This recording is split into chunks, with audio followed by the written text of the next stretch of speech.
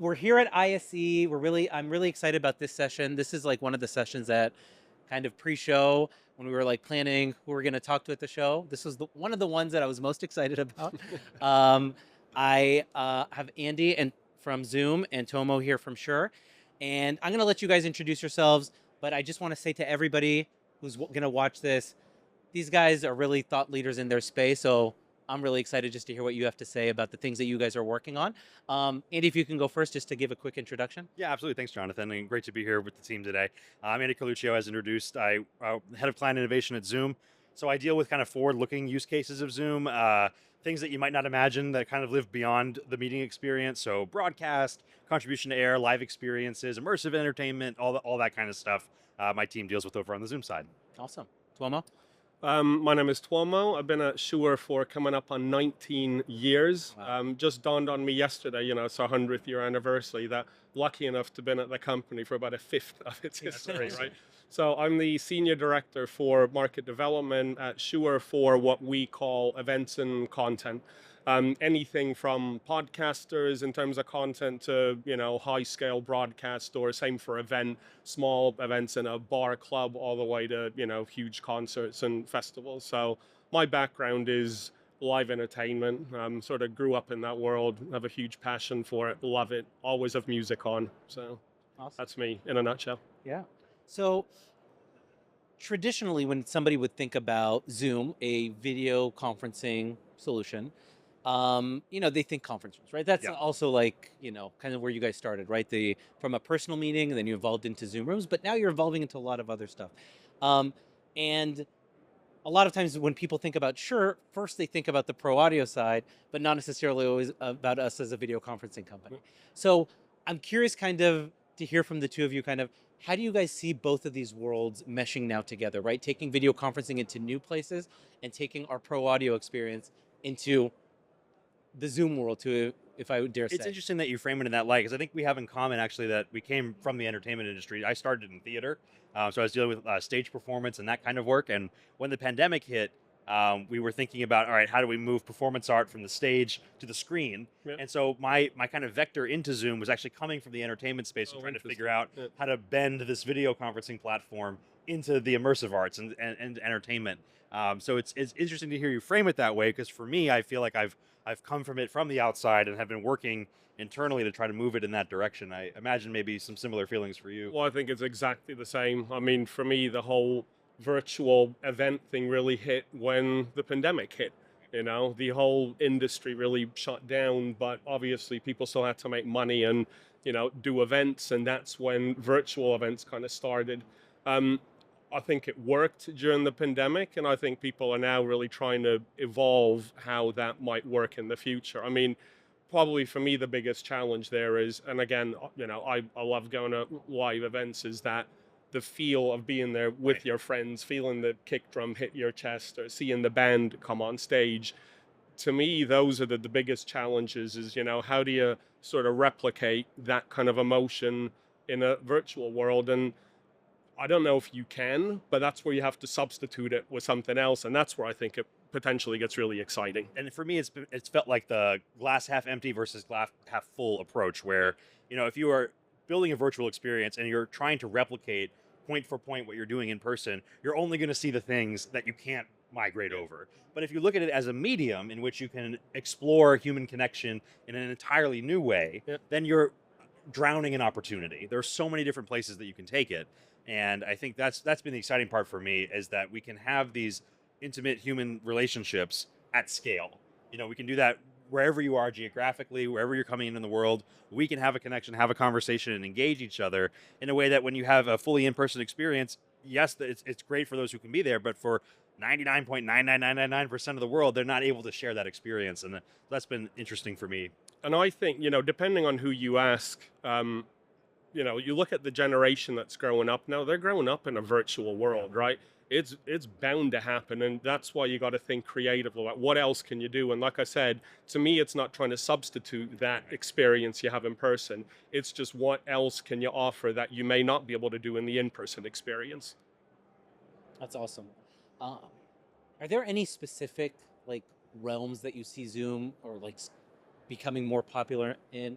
Like, you guys talked about like live events, but is like sports maybe like specifically like an interesting or a place where you guys see video conferencing or leveraging video conferencing? I think that's a better way to Yeah. frame it, like to leverage a platform in that space as well. Yeah, we're a medium, right? So where there are all sorts of things that can travel down that medium. Sports has been an interesting one. We've had a partnership with the MLB, and we were working on the ability for officiating to take place with remote insights into that, and also being able to offer fan experiences or like draft day experiences that you could see somebody get picked for a team and then cut to a shot of their family finding out that they've been selected for that, and see the uncles and aunts and parents jumping out of the chair. Was To that see only on the Zoom platform? Yeah, it was all where you through, saw coming that, in through right? Zoom Yeah, that yeah, we cool. pulled in that, and just added another dimension to the broadcast that Yeah. made it feel really personal.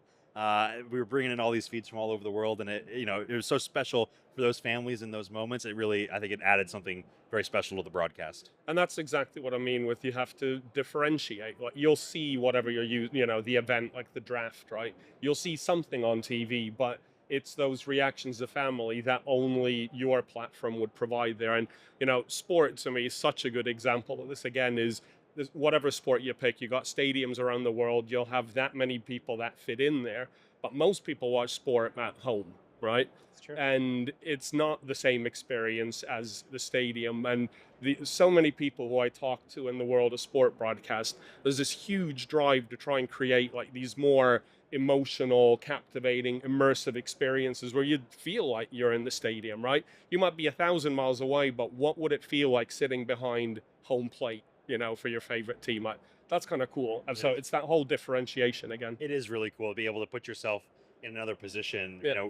from where you are, and be able to do that and have choice in that experience as well about how you want to experience this. Yeah. There's something to be said for produced experiences, absolutely, but that option to have the self-guided and the ability to invest yourself into the production and craft it to your liking, I think is a really special kind of world that we're living in right now. So that would be more about like customizing like the viewpoint that you can see things at certain times. Exactly right. Yeah. So it's broadcast has traditionally been one size fits all, right? Yep. You turn on the TV, you tune to the station, you watch the Absolutely. feed. Yep. Now we have the opportunity for you to indicate kind of interest and shape that content on a personal level.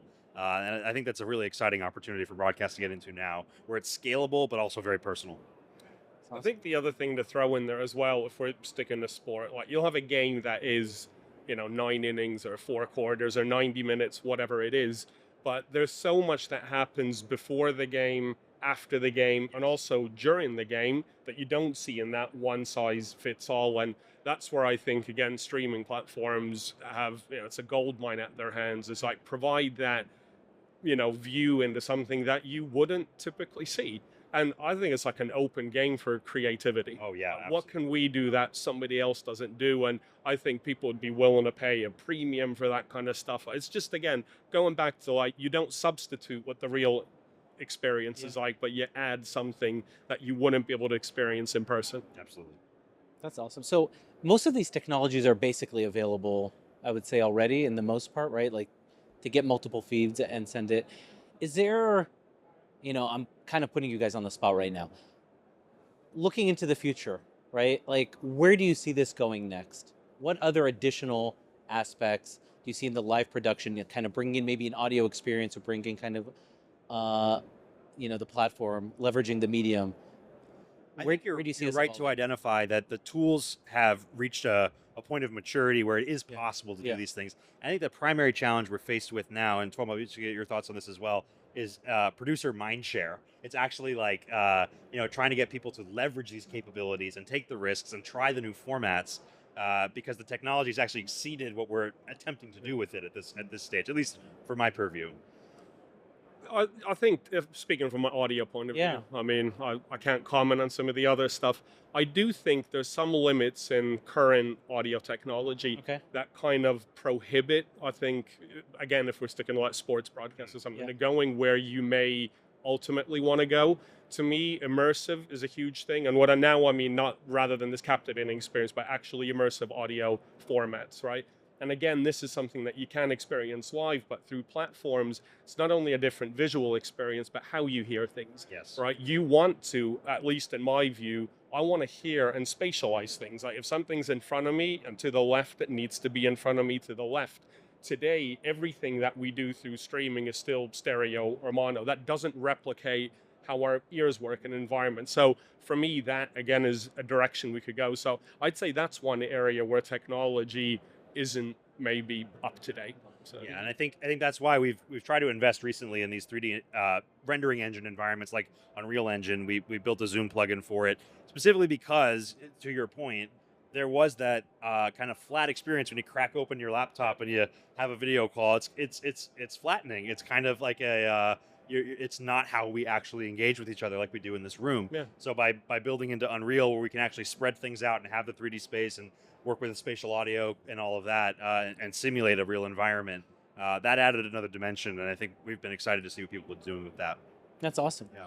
Uh, guys, this was great. I learned a lot. I'll be honest from just listening to the two of you talk. I put myself for a goal before we started to like if you guys talk more than I do, that's a win, I think, for the audience. So thank you.